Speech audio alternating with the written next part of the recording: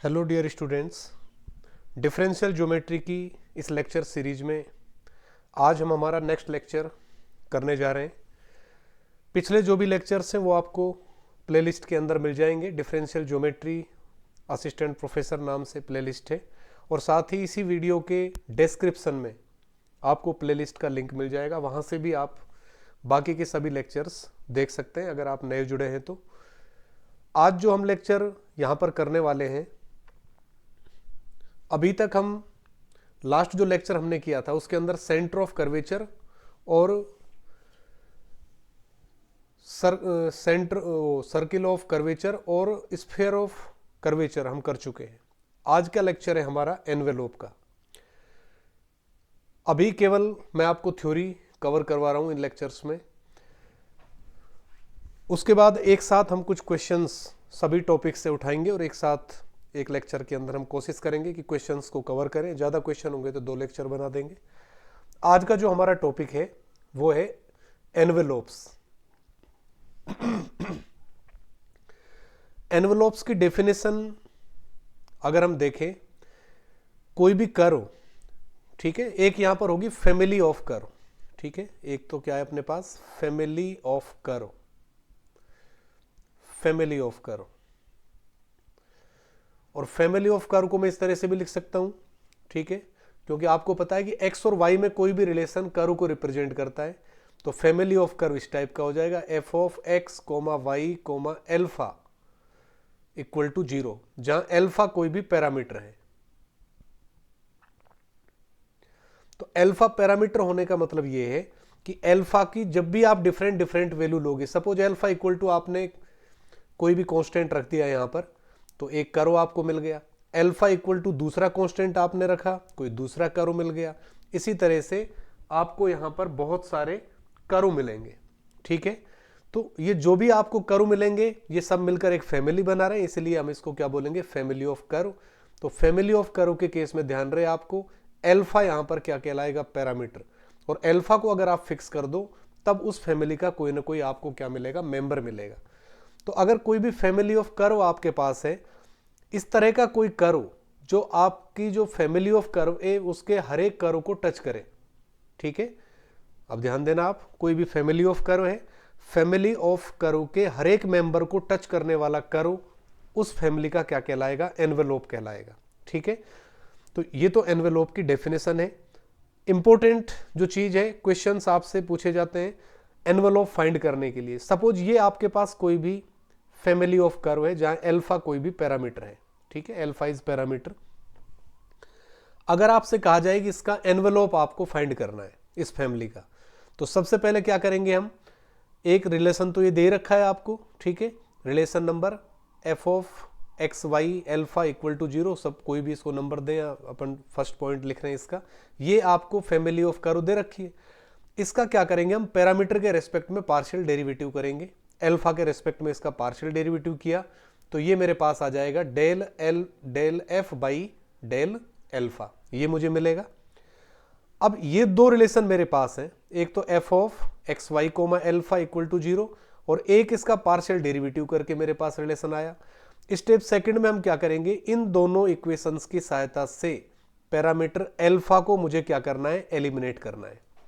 दोनों रिलेशंस की सहायता से पैरामीटर एल्फा को एलिमिनेट करेंगे तो एक्स और वाई में आपके पास एक रिलेशन आ जाएगा और उसी को हम क्या बोलेंगे, एनवेलोप बोलेंगे। तो अगर सिंगल पैरामीटर आपको दिया हुआ है, 1 पैरामीटर, ठीक है, ये किसके लिए, 1 पैरामीटर के लिए, उस केस में आप इस तरह से एनवेलोप फाइंड कर सकते हो। गिवन फैमिली है, पैरामीटर के रेस्पेक्ट में डेरिवेटिव किया, दोनों की सहायता से पैरामीटर को क्या करना है, हमें एलिमिनेट करना है। इसका एक स्पेशल केस है, डायरेक्टली हम कर सकते हैं। अगर कोई इस टाइप का इक्वेशन आपके पास है, क्वाड्रेटिक इक्वेशन बन रहा है अगर कोई भी आपके पास, ठीक है, क्वाड्रेटिक इक्वेशन पैरामीटर के अंदर, तब इसका एनवेलोप आप इस तरह से फाइंड कर सकते हैं, B square minus 4ac equal to 0 या B square equal to 4ac, ठीक है। अगर ध्यान रहे इक्वेशन क्वाड्रेटिक होना चाहिए, द्विघात समीकरण बनना चाहिए, किसके अंदर, पैरामीटर के अंदर, एल्फा पैरामीटर है। तो जो इसका डिस्क्रिमिनेंट होगा, डिस्क्रिमिनेंट को इक्वल टू किसके रखना है फिर आपको, 0 के, वही इसके केस में आपके एनवेलोप का इक्वेशन होगा, ठीक है, तो ये द्विघात समीकरण के लिए या क्वाड्रेटिक इक्वेशन के लिए। इसके बाद आपके पास आता है, ये तो अभी जो हमने फॉर्मूले पढ़े हैं वो सिंगल पैरामीटर के लिए है। अगर डबल पैरामीटर आपको दे रखा है, डबल पैरामीटर, सपोज इस तरह का आपके पास कर्व दिया हुआ है F of X Y alpha comma beta equal to 0, जहां एल्फा और बीटा दो पैरामीटर्स हैं और साथ ही इन दोनों पैरामीटर्स में एक रिलेशन दिया हुआ है g of alpha beta equal to 0। तो ये आपके पास है, एक तो एफ दिया हुआ है, एक्स वाई एल्फा और बीटा इसके अंदर प्रेजेंट है, और दूसरा जो भी दो पैरामीटर आपके पास है उन दोनों में आपको रिलेशन दे रखा है। इसका अगर एनवेलोप फाइंड करना है तो इसका एनवेलोप फाइंड करने का सबसे बेस्ट तरीका यह है कि आप ये वाला रिलेशन फाइंड कर लीजिए। आप ये वाला relation F alpha by G alpha, इसका मतलब है एफ एल्फा का मीनिंग है del F by del alpha. इसी तरह से जी एल्फा क्या होगा, del G by del alpha. F beta क्या होगा, del F by del beta. G beta क्या होगा, del G by del beta. ये रिलेशन आप फाइंड करिए, ठीक है। और फिर ये जो भी रिलेशन आपके पास है, इन रिलेशंस की सहायता से हम क्या करेंगे, एल्फा और बीटा को क्या करेंगे, एलिमिनेट करेंगे। जो पहला वाला प्रोसीजर था उससे भी आप कर सकते हो, लेकिन उससे काफी लेंथी क्वेश्चन जाएगा। ये वाला प्रोसीजर आप अप्लाई करके देखोगे, ठीक है। जब क्वेश्चंस मैं इसके करवाऊंगा आपको, ठीक है, ऑब्जेक्टिव क्वेश्चंस हम लेंगे तो वहां हम ये फॉर्मूला अप्लाई करके भी आपको दिखाएंगे कि किस तरह से आप यहां से आसानी से, अगर आपको दो पैरामीट्रिक फैमिली दे रखी है कर्व की, उस केस में किस तरह से एनवेलोप निकाल सकते हो आप, ठीक है। एक और इंपॉर्टेंट रिलेशन, अगर इस टाइप का रिलेशन आपके पास है, a cos alpha plus b sine alpha equal to c, इसका अगर एनवेलोप फाइंड करना है तो डायरेक्ट आप लिख सकते हो a square plus b square equal to c square, और उसका रीजन आपको पता ही है, एल्फा के रेस्पेक्ट में डेरिवेटिव करोगे तो ए साइन एल्फा हो गया माइनस का, और प्लस बी कोस एल्फा हो गया, ठीक है, और इक्वल टू किसके आ गया, 0 के। दोनों का स्क्वायर करके ऐड कर दोगे तो a square plus b square equal to किसके आ जाएगा, सी स्क्वायर के। तो अभी तक जो हमने देखा है यहां पर, ठीक है, अभी तक क्या किया अपन ने, फैमिली ऑफ कर्व मेरे पास था, फैमिली ऑफ कर्व, क्योंकि जो रिलेशन था उसमें केवल एक्स और वाई आ रहे हैं, इसके अलावा पैरामीटर हो सकते हैं। जो वेरिएबल्स है वो वहां पर क्या थे, एक्स और वाई। अब मैं आ रहा हूं नेक्स्ट फैमिली ऑफ सरफेसेज के लिए, तो सरफेस में जेड और वहां पर आ जाएगा, ठीक है, फैमिली ऑफ सरफेसेज के लिए। तो ये सपोज कोई भी इक्वेशन है, F of X Y Z comma A equal to 0, और यहां पर ए क्या है, पैरामीटर है, ए इज ए पैरामीटर, ठीक है। तो ये रिलेशन किसको रिप्रेजेंट करेगा, ए अगर पैरामीटर है तो ए की डिफरेंट डिफरेंट वैल्यू आप रखोगे। ए इक्वल टू सपोज आपने एल्फा रख दिया तो आपको एक सरफेस मिल जाएगा, ए इक्वल टू सपोज आपने बीटा रख दिया तो कोई दूसरा सरफेस मिल जाएगा, एंड सो ऑन। तो ये यहां पर आपके पास क्या बनेगी, फैमिली ऑफ सरफेसेस, ठीक है। और किसी पर्टिकुलर वैल्यू ऑफ ए के लिए यहां पर आपको क्या मिलेगा, कोई ना कोई सरफेस मिलेगा। तो ये तो फैमिली ऑफ सरफेस है। इसके लिए अगर आपको एनवेलोप फाइंड करना है तो इसके लिए मैं सबसे पहले कैरेक्टरिस्टिक डिफाइन कर रहा हूं। कैरेक्टरिस्टिक का क्या मतलब है, तो कैरेक्टरिस्टिक क्या होगा, कर्व होगा। कैरेक्टरिस्टिक का मतलब क्या है, ये कैरेक्टरिस्टिक क्या होता है, एक कर्व होता है, और कर्व किसका होता है, ये intersection of surfaces, intersection of surfaces. लेकिन सरफेसेस कैसे होने चाहिए, कॉन्जिक्यूटिव सरफेसेज आपके पास होने चाहिए, क्रमागत होने चाहिए। कॉन्जिक्यूटिव का मतलब है क्रमागत, क्रमागत, ठीक है। क्रमागत सरफेसेज आपके पास होने चाहिए। सपोज एक सरफेस मैंने क्या किया भाई, जो फैमिली ऑफ सरफेस है वो इस तरह से मानी है आपने, F of X Y Z और A equal to 0।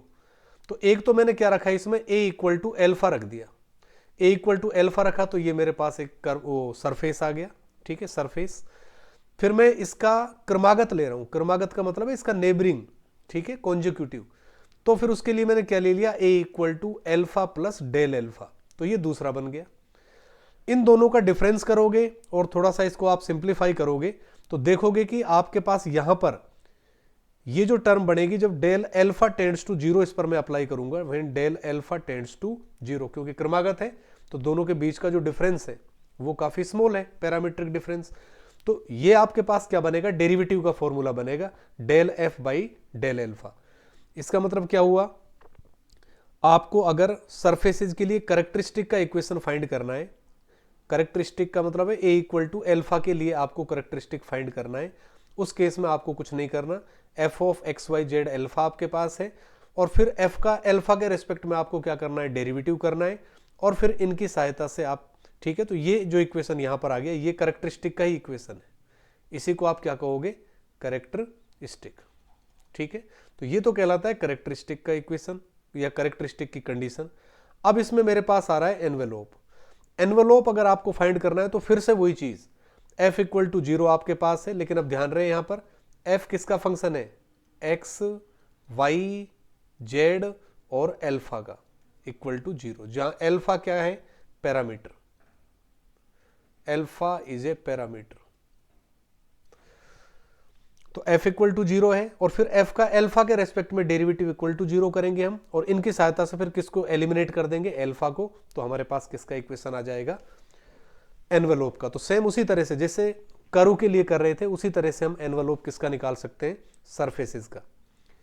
Envelope of a family of surface touches each member of the family at all points of its characteristics. तो ध्यान रहे ये एक इंपॉर्टेंट रिजल्ट है कि अगर फैमिली ऑफ सरफेसेस आपके पास है, उसका जो एनवेलोप है वो हर एक मेंबर को कहां पर टच करेगा, कैरेक्टरिस्टिक पर, इस कर्व पर, जो कैरेक्टरिस्टिक कर्व बनेगा इस पर हर एक फैमिली के हर एक मेंबर को क्या करेगा, टच करेगा। कौन, एनवेलोप। एक इसके अंदर आता है एज ऑफ रिग्रेशन। तो एज ऑफ रिग्रेशन क्या है, edge of regression is the locus of the ultimate points of intersection of consecutive characteristics. अगर दो कंजेक्यूटिव कैरेक्टरिस्टिक्स आप बना लो, ठीक है, क्रमागत कैरेक्टरिस्टिक, क्योंकि कैरेक्टरिस्टिक क्या होते हैं, कर्व। तो ये जो क्रमागत कर्व होंगे उन दोनों का जो पॉइंट ऑफ, दो कर्व है, दोनों का जो पॉइंट ऑफ इंटरसेक्शन है उसका लोकस क्या कहलाएगा, एज ऑफ रिग्रेशन कहलाएगा, ठीक है। लोकस क्या कहलाएगा, एज ऑफ रिग्रेशन। और अगर आपके पास कोई भी फैमिली है उसके लिए एज ऑफ रिग्रेशन आपको निकालना है, ठीक है। एज ऑफ रिग्रेशन अगर आपको निकालना है, सपोज ए इक्वल टू मैंने क्या ले लिया, अल्फा, यानी अल्फा पैरामीटर ए की जगह क्या ले लिया, अल्फा। इसके लिए एज ऑफ रिग्रेशन का इक्वेशन, इन इक्वेशंस इस तरह से लिखा जाता है, F equal to zero, del F by del alpha equal to zero, del two F by del alpha two equal to zero. ये रिलेशन किसको रिप्रेजेंट करेंगे, एज ऑफ रिग्रेशन को। Each characteristic touches the edge of regression. तो ये और important result कि जो भी कैरेक्टरिस्टिक होंगे वो सारे के सारे एज ऑफ रिग्रेशन को क्या करेंगे, टच करेंगे। और साथ ही ये मैंने कहा था कि जो एनवेलोप होंगे वो कहां पर टच करेंगे, कैरेक्टरिस्टिक पर टच करेंगे, और कैरेक्टरिस्टिक कहां पर टच कर रहे हैं, एज ऑफ रिग्रेशन पर टच कर रहे हैं। तो यहां से डायरेक्ट क्वेश्चंस आपसे पूछा जा सकता है एग्जाम के अंदर। इसके बाद आता है मेरे पास फैमिली ऑफ सरफेस है, और अब दो पैरामीटर के लिए है, दो पैरामीटर मैं यहां पर ले रहा हूं। एक पैरामीटर मैंने क्या ले लिया, ए, और दूसरा पैरामीटर क्या है, बी। साथ ही एक्स वाई जेड में कोई भी रिलेशन हमेशा किसको रिप्रेजेंट करेगा, सरफेस को रिप्रेजेंट करेगा। तो यहां पर अगर आपको एनवेलोप फाइंड करना है तो ये तीन रिलेशन आप बनाओगे, F equal to zero, F का अल्फा के रेस्पेक्ट में डेरिवेटिव जीरो, एफ का बीटा के रेस्पेक्ट में डेरिवेटिव जीरो, और फिर इनकी सहायता से अल्फा और बीटा को क्या करोगे, आप एलिमिनेट करोगे। जहां ए इक्वल टू मैंने क्या रख दिया है, अल्फा, बी इक्वल टू क्या रख दिया है, बीटा, ठीक है। तो इस तरह से आप इन तीनों इक्वेशंस की सहायता से अल्फा और बीटा को एलिमिनेट करके एनवेलोप का इक्वेशन फाइंड कर सकते हो। अगर इस तरह से रिलेशन आपको दिया हुआ है कि एक तो आपके पास एफ फंक्शन दे रखा है, सपोज तीन पैरामीटर ले लिए मैंने यहां पर, अल्फा बीटा और गामा, और फिर तीनों पैरामीटर्स को कनेक्ट करने वाला एक रिलेशन आपको दिया हुआ है। इसका एनवेलोप फाइंड करने के लिए आप सीधा फॉर्मूला इस तरह से अप्लाई करोगे, एफ का अल्फा के रेस्पेक्ट में पार्शियल डेरिवेटिव अपॉन फाई का अल्फा के रेस्पेक्ट में partial derivative equal to F का बीटा के रेस्पेक्ट में, फाई का बीटा के रेस्पेक्ट में, फिर एफ का गामा के रेस्पेक्ट में, फाई का गामा के रेस्पेक्ट में। और इन सभी रिलेशंस की सहायता से आप क्या करेंगे, अल्फा बीटा और गामा को एलिमिनेट करेंगे। तो ये एनवेलोप के अंदर जितने भी फॉर्मूले हो सकते हैं, चाहे वो सरफेसेस के हो चाहे वो करके हूँ वो सारे फॉर्मूले यहाँ पर आपके रिपीट हो चुके हैं। क्वेश्चंस इसके हम लास्ट में करेंगे एक साथ, डिफरेंशियल ज्योमेट्री के सभी ऑब्जेक्टिव क्वेश्चंस कोशिश करेंगे हम कि 1 या 2 लेक्चर्स में उनको कंप्लीट करवाएं। अभी केवल मैं थ्योरी आपको करवा रहा हूँ, ठीक है। तो अगर आपको हमारे ये वीडियोज पसंद आ रहे हैं तो आप ज़्यादा से ज़्यादा लोगों में इसको शेयर करें, चैनल को सब्सक्राइब करें ताकि समय समय पर आपको वीडियोज मिलते रहें। अगर किसी बच्चे को कोई प्रॉब्लम है, किसी भी तरह की कहीं कोई प्रॉब्लम आ रही है, तो वो यहीं पर कमेंट करके डिस्कस कर सकता है। Thanks for watching.